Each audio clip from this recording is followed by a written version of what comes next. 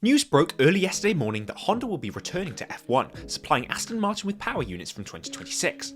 Let's take a look at why this deal is important for Aston Martin's future and analyse the reasons behind the swap from Mercedes power to Honda. Honda is not a new name to Formula 1, with their most recent success being supplying the power unit for the Red Bull RB16B and assisting in the development of Red Bull power units from 2022 to 2025. So why is this deal with Aston Martin a return to F1 for Honda? Honda announced that they were leaving the sport in 2021 to focus their corporate resources on developing their electric car technology. But with the success of the Red Bull team, it was clear that they were disappointed to have made the decision that they did. And with Red Bull choosing to invest in developing their own powertrains, Honda couldn't really do a U-turn. The compromise Honda found was to sign a deal with Red Bull to assist them in developing the Red Bull powertrains. The two companies agreed on a deal from 2022 to 2025, which gave Honda the opportunity to become a full works team again for 2026.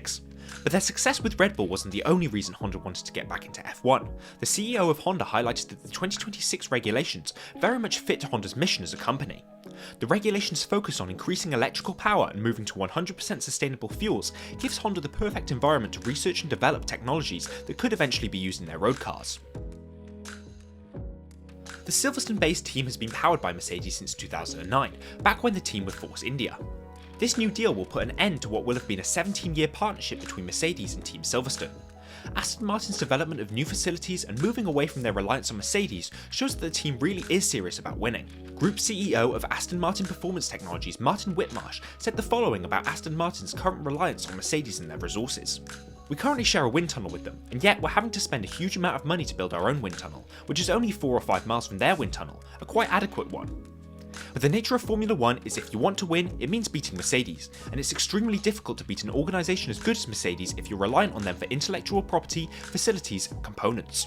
Despite the end of the Mercedes-Team Silverstone partnership era, the new partnership between Honda and Team Silverstone won't be the first time the two organisations have combined forces. Back when the team was Jordan Grand Prix in 1998 and 1999, the team used Mugen Honda engines in their Jordan 198 and 199 cars. This aside, it will be the first time that Aston Martin and Honda have partnered directly. So why did Honda and Aston Martin pair together? The rumours are that Honda held talks with both McLaren and Williams, but neither deal came to fruition. Aston Martin's quest to the top has seen them rise from 7th in the Constructors' Championship in 2022 to 2nd in 2023, an incredible jump for the Silverstone team. But in order for them to continue and further their success, the next step is to become a works team.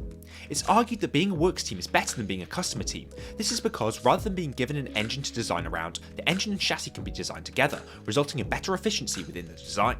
Being a works team allows you to work directly with the engine manufacturer to create the best package of car and engine.